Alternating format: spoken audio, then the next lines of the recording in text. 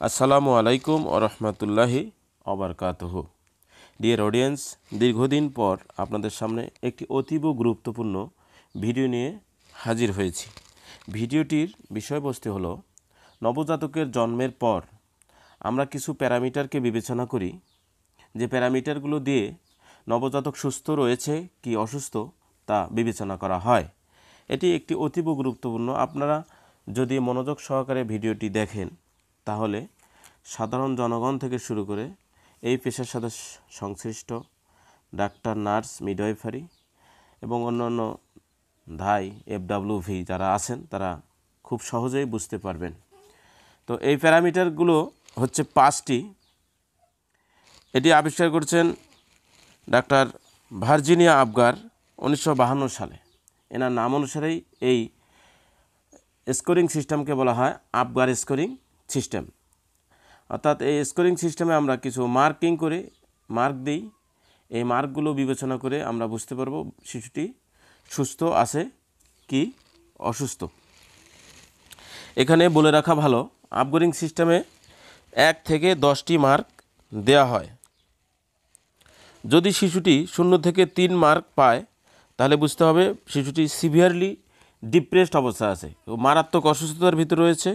শিশুটি যদি মার্ক পেয়ে থাকে 4 থেকে 6, 10-এর মধ্যে 4 থেকে 6 পায়, তাহলে মডারেটলি ডিপ্রেসড মানে মধ্যম আকৃতির অসুস্থতায় আছে। আর যদি তার স্কোর মার্ক 7 থেকে 10-এর ভিতরে হয় তাহলে সে এক্সিলেন্ট কন্ডিশন বা খুবই ভালো অবস্থায় আছে।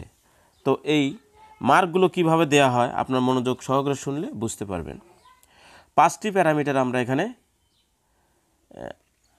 বিবেচনায় করি।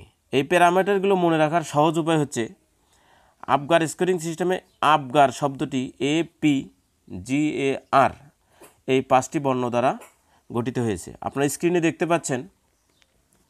এতে অ্যাক্টিভিটি, এই নবজাতক এর মাসল টোন এর যদি অ্যাবসেন্ট থাকে তাহলে আমরা তাকে দিব 0 পয়েন্টস। যদি ফ্লেক্সড আর্মস অ্যান্ড লেগস অর্থাৎ পা এবং হাত সে নিজের দিকে বাঁকাইতে পারে তাহলে আমি তাদেরকে দেব আমরা 1 পয়েন্ট। এবং এই অ্যাক্টিভিটি যদি অ্যাক্টিভ থাকে অর্থাৎ সে স্বতঃস্ফূর্তভাবে হাত পা চালাতে পারছে সেক্ষেত্রে আমরা তাকে দেব 2 পয়েন্ট। দ্বিতীয়তে আসি পি, আবগারের পিতে পালস, যদি অ্যাবসেন্ট থাকে পালস তাহলে তাকে আমরা 0 পয়েন্ট দেব। আর বিলো 100 বিট পার মিনিট, যদি 100 বিট পার মিনিটের নিচে থাকে তখন আমরা তাকে দিব 1 পয়েন্ট। আর যদি থাকে ওভার 100 বিট পার মিনিট, 100 চেয়ে বেশি পালস থাকে তাহলে তাকে আমরা দেব 2 পয়েন্ট। 3 নম্বর প্যারামিটার হচ্ছে জিতে গ্রাইমেস, এটাকে বলা হয় রিফ্লেক্স ইরিটেবিলিটি। অর্থাৎ আমরা যদি স্টিমুলেশন করি নবজাতককে, ইরিটেশন দিয়ে জ্বালাপোড়া দেওয়ার চেষ্টা করি তার বডিলি, সে যে রেসপন্স দেখাবে তার উপরে পয়েন্ট দেব। প্রথমে আমরা দেখতে পাচ্ছি ফ্লোপি, অর্থাৎ সে থলথলে বা শিথিল অবস্থায় যদি থাকে তাহলে তাকে আমরা দেব 0 মার্ক। এবং মিনিমাল রেসপন্স টু স্টিমুলেশন, তাকে স্টিমুলেশন করার পরে যদি সে সামান্যতম রেসপন্স দেয় তাহলে তাকে দেব আমরা 1 পয়েন্ট। এবং প্রম্পট রেসপন্স টু স্টিমুলেশন অর্থাৎ স্টিমুলেশন দেওয়ার পরে তার রেসপন্সটা খুব বেশি পাওয়া যাচ্ছে এরকম যদি পাই তাহলে তাকে আমরা দেব 2 পয়েন্ট। 4 নম্বর প্যারামিটার হচ্ছে APGA অ্যাপিয়ারেন্স। অ্যাপিয়ারেন্স অর্থাৎ স্কিন কালার। তাকে স্কিন কালার যদি আমরা ব্লু এবং প্যাল অর্থাৎ নীল এবং ফ্যাকাশে পাই তাকে পয়েন্ট দেবো আমরা 0 পয়েন্ট। যদি পিঙ্ক বডি, ব্লু এক্সট্রিমিটিস অর্থাৎ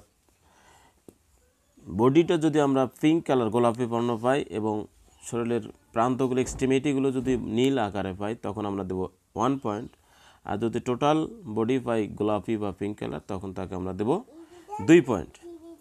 5 নম্বর প্যারামিটার হচ্ছে রেসপিরেশন, শ্বাস প্রশ্বাস। যদি রেসপিরেশন বা শ্বাস প্রশ্বাস অ্যাবসেন্ট থাকে তাহলে আমরা দেব 0 পয়েন্ট। যদি স্লো অ্যান্ড ইরেগুলার, খুবই ধীর গতি এবং অনিয়মিত থাকে তখন আমরা দেব 1 পয়েন্ট। এবং ভিগোরাসলি ক্রাই অর্থাৎ জোরে জোরে যদি বাচ্চা ক্রন্দন অবস্থায় থাকে তখন আমরা তাকে দেব 2 পয়েন্ট। ধন্যবাদ সকলকে। ভিডিওটি ভালো লেগে থাকলে লাইক কমেন্ট ও শেয়ার করতে ভুলবেন না। আর যদি আপনি চ্যানেলে নতুন হয়ে থাকেন অবশ্যই সাবস্ক্রাইব করুন এবং পাশে থাকা বেল আইকনটিকে অন করে রাখুন। আসসালামু আলাইকুম ওয়া রাহমাতুল্লাহ।